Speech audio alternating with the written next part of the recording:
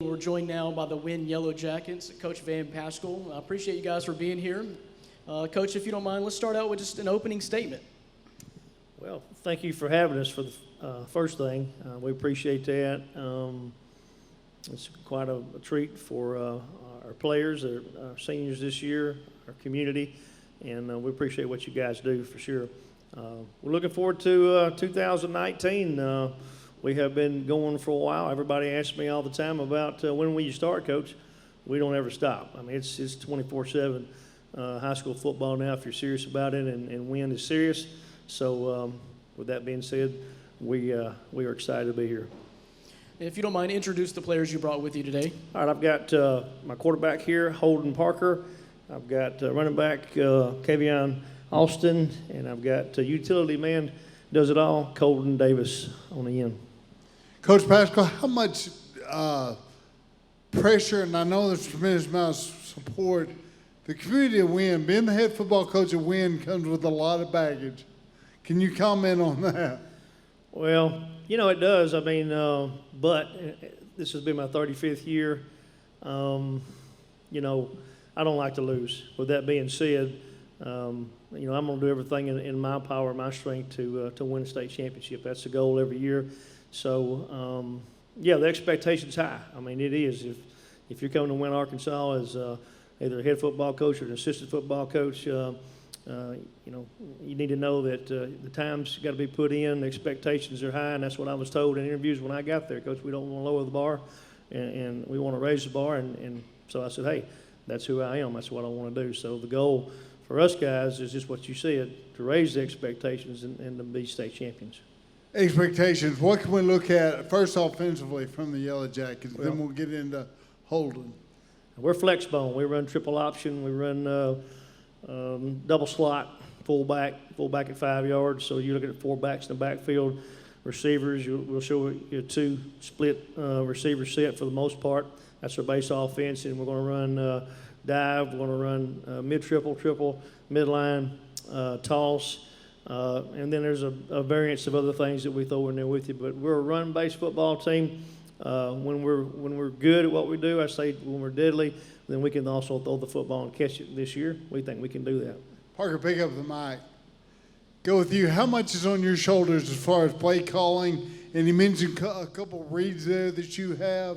As far as the quarterback position in your offense, how much is on your shoulders? I've been running the Flexbone before junior high career, and with that I've learned it and I've got it down pretty good. Play-wise, me and Coach Pascal, we talk a lot on the sidelines in between plays, and we kind of try to figure out which plays work best for what times and what situations we're at. And everything seems to usually flow right. We usually figure out what we need to do and how to execute it. It does, and we talked a little bit about reads. Run pass option, is that part of the offense as well? Yes, sir. I mean, we're looking at what the defense is doing, what they're giving us, what they're trying to take away. And when you play Flexbone, one of the coaches in the room a while ago asked, about how we do it. And I said, you guys are trying to take something away from us, and it takes us a little while to figure it out. After that, we'll come up with a tag from the press box to try to handle what you do, and then hopefully go from there. So, but if you give us pass, we'll throw the football. That was my next question. Do you consider yourself an extension of the Wishbone or a condensed spread? It's when it became true Flexbone, it's really a spread on under center. If you look at it, you're looking at four receivers. If you look at it from a defensive perspective, you've got to defend four receivers on every snap of the ball. So if we were running all four of those guys vertical, and sometimes we do, then we put, if you load the box, then we can put you in a bind. If we can throw the ball. And with Holden here as a senior, we think he does a good job. Okay, that's offensively. Defensively, what can we look for out of the Yellowjackets? Base 4-2-5, but for defensive purposes, you got to have several packages. You've got to be able to be an odd front and even front. Old school offense requires an old school defense. I learned that a long time ago. So you got to be flexible. You got to be able to do some things. You be red zone. You got to stop. You got to stop it inside the 20. But we'll base it up a 4-2-5. Well, you talk about Batesville. Obviously, that's a long-standing tradition. But the upcoming Valley View and Nettleton in the conference, who do you look for as being your toughest matchup in the 5A East? We were asked it outside the door, and one of our players said the one we're playing, which is true. I mean, that's the mindset. You know, Batesville's got their tradition. Wynne's got their tradition. To me, honestly, Blytheville's the most scary football team we play. I mean, they are very athletic, and once they get rolling, they're very tough. Forest City's got a very good running back returning this year. They are a dangerous football team. Nettleton has maybe, to me, the best athletes that we see during the year. Valley View is well coached. They do everything right. If they get hot, 2 years ago, we in the last seconds we beat them and we finished third in the state that year. So I think our league from top to bottom is pretty solid, pretty stellar. I'm going to repeat what Kavion said. Whoever we're playing next is who we got to beat. Holden, go ahead and pass it down to Kavion. Kavion, talk about your role this year. Has it changed, or what is your primary focus as a Wynne Yellowjacket? My role is typically the same, honestly, but I put myself as the leader. Tell me your position again, I'm sorry. Running back and corner. Okay. I put myself. The running back? Somewhat slot. I understand. And I just put myself as the leader, trying to put myself in the best position to lead this team. Coach Pascal is big on leadership, so I try to emerge as that leader and try to be more vocal this year. But game-wise, going out and dominating every team is, it's still the same. Coach Pascal, I've addressed this with some other coaches. Any two-way players do you have? Kavion, here's a two-way player. Colden on the end. Again, I say he's our utility guy, but he'll play anything from defensive end is his position. He started linebacker for us last year. We moved him defensive end. But on offense, you can see him as the backup quarterback, the backup fullback, if not the starting fullback before he gets done, wide receiver, tight end, all those he will play this season probably for sure. Other than you may see him somewhere else before we're done. He's just that kind of guy. These guys, while they talk to you, they're not going to put themselves in the spotlight. They're going to be humble like Kavion, but he is the feature back for us as a senior. We expect great things out of him this season, no doubt, as well as all these guys. Colden, if you would, he continues to refer to you as the utility guy, which I know he appreciates very much. But talk about your willingness to step in and play just about anywhere he asks. Well, my willingness to step in wherever he asks is basically, I want to do whatever he wants me to do. I try not, like he said, I try not to be in the spotlight too much. I just play wherever he asks me. And one thing that he stresses to us, more than I can tell you, is going in and giving everything you got 110% every single day. That's what every single one of the coaches stress to us. So, I don't really worry about where I go, what position.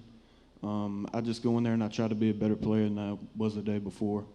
I understand you were injured in the spring. How are you now? It's doing good. It's healing well. Whenever I first injured it, due to lack of mobility in my leg and stuff, I tore my MPFL. And, since I had lack of mobility, my leg actually shrunk in size. So, my biggest focus this offseason's been getting that built back up, getting strength back in my legs, and focusing on speed. So it's healing great. Coach Pascal, back to you. Take this as a compliment. When you make a run like the Wynne Yellowjackets do year in and year out, it comes down to lots of special team and specialists. Talk to us about your kicking game. Well, you're looking at our kicker right here. He's going to kick off for us this season. He'll handle the punting duties this year as well as he did last year, and he'll also kick extra points, field goals for us. It's big, and they'll tell you we work it every day. And this past week with the hurricane and things of that sort, the rain coming in, we kind of backed off a little bit and had a different day today. But it's a major priority for us. We put an emphasis on it, and if you don't, I don't think you can win a state title without it. But Kavion he's going to be holding on extra points, and this is his third year to do that. Again, he'll be kicking, and I know that Colton will be he'll be one of those guys somewhere on each one of the phases of the kicking game. So you're looking at a big part of it right here. Coach, you may be deep snapping before it's all said and done, so be ready. Coach, I wish you the best of luck. I'll turn it back over to Brandon, but good luck to the Yellow Jackets, and enjoyed visiting with each of y'all. And Coach, I just had one more thought. So we're in the time of year now where you're probably learning something daily. So is there anybody that's kind of stepped up that maybe didn't contribute as much last year that you expect to maybe a key contributor for you this year? I know we do. I'm just glancing through as I have to think to you right now. Our fullback, like I said, Colton's playing fullback, but Martarius Ross is a kid that played the end last year is playing fullback for us now that's getting better every day.